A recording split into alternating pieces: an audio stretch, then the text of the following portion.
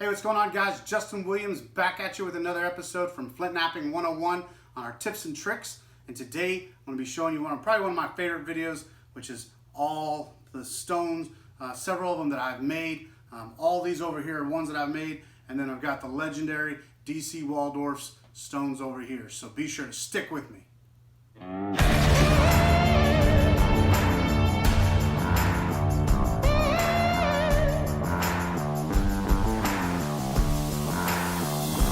There's several different types of rock and stone. I try to mix it up because I just love working with so many different types. And for what I want to talk about now is just a few different aspects of things that the stones are used for. So everything from, you got the different drill bits where the Native Americans would have made them so they could attach it and be able to spun it like a drill. You could have had arrowheads that are small for putting on different arrows shafts for actual arrowhead hunting or actual hunting, and that's what this one is here. Then you got these that are used as different larger pieces that would be used as daggers. You could use that as a giant dagger to attach. And then you could also make knives, everything from basic knives like so. You got daggers like so, beautiful daggers. These are some of the finer knives that I've made.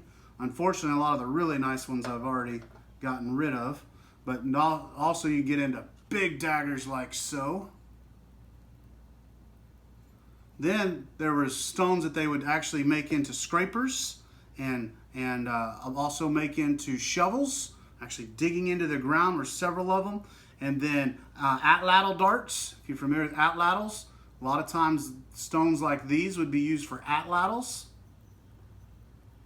And then a big key aspect is a lot of stuff is made for comfort and joy and decoration. Something as simple as a beautiful, beautiful cross. Let's get a close-up of that one.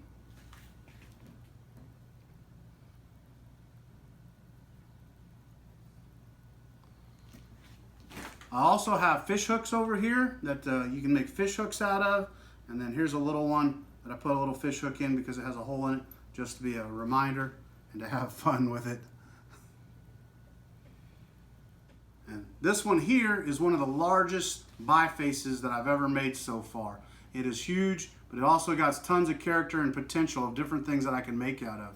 But it's a beautiful piece and great condition, and once again, it's got tons of potential for something that I could do, or I could just attach it to a large spear as well. They all got several uses. That's the amazing aspect of Flintknapping, is it's got so much potential for so many different things. And like I said, some of them are going to be for arrowheads, for shooting arrowheads. Some of them are for atlatls, throwing atlatls. Some of them are for spear points. Some of them are for daggers and knives. And some of them are for resources, for tools, scrapers, fish hooks. Like I said, tons and tons of uses when it comes to looking at these stones and understanding they each have their own purpose and use. Name it. There's tons and tons of different aspects that I'm not going to be able to get into all today. But I definitely want you to be able to see all the beautiful different points and then also understand the different aspects to each point. So what you got here is you got your blade. You got your point, your edges, you got your actual biface, being able to have it on both sides. You got your notching. And this is not a very deep notch. You got deeper notches here. Then you got your base. And so what I want to do now is talk to you about the different types of bases and notchings. And so what we're going to use here is Tim Anderson's Arrowhead for Beginners book. And hopefully he won't mind me highlighting some of it. If anything, I'm encouraging buying his book. But there's different notch styles here. Everything from corner notching, you should get a close up here, side notching,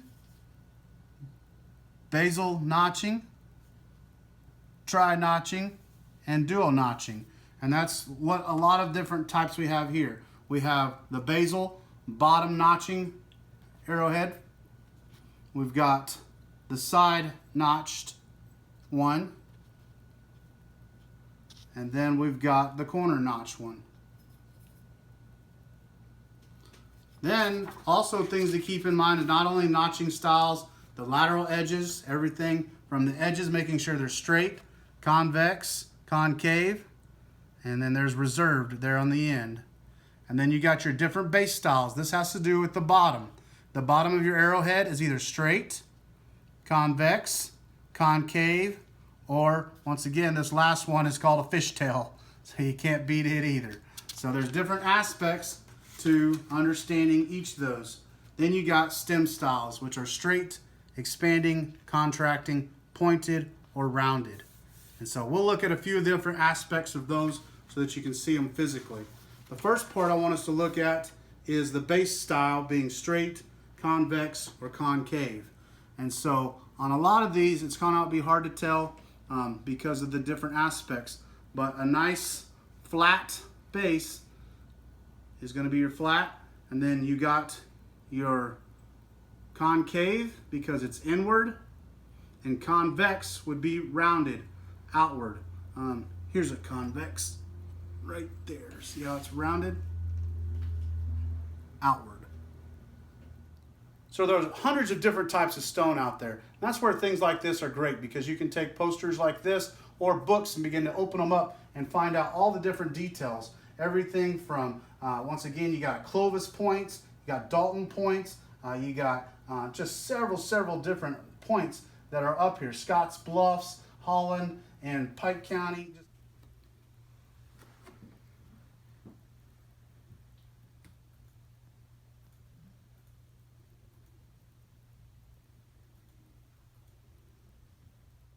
All right, so before I wrap this video up, once again, I've been showing you a lot of the different stones. I wish I could give you each and individual and every name, each and every individual one of them a name, but what I really wanted you guys to be able to just highlight and be able to see how beautiful they are, and how over time, as you begin to apply these skills, you can make some beautiful points.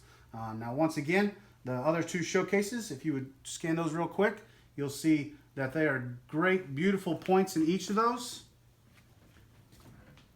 But they're not quite near as good as what you get when you get down to DC's case. But once again, understanding there's several different points in here, and I highly encourage you, if you look at this case here, you see any of those that you know the name of, be sure to comment in the comment section below. I'd love to get your insight.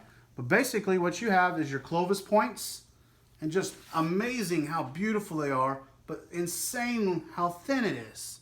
That's the biggest difference between their points and mine, is the sheer thinness of these points is just amazing, amazing, amazing.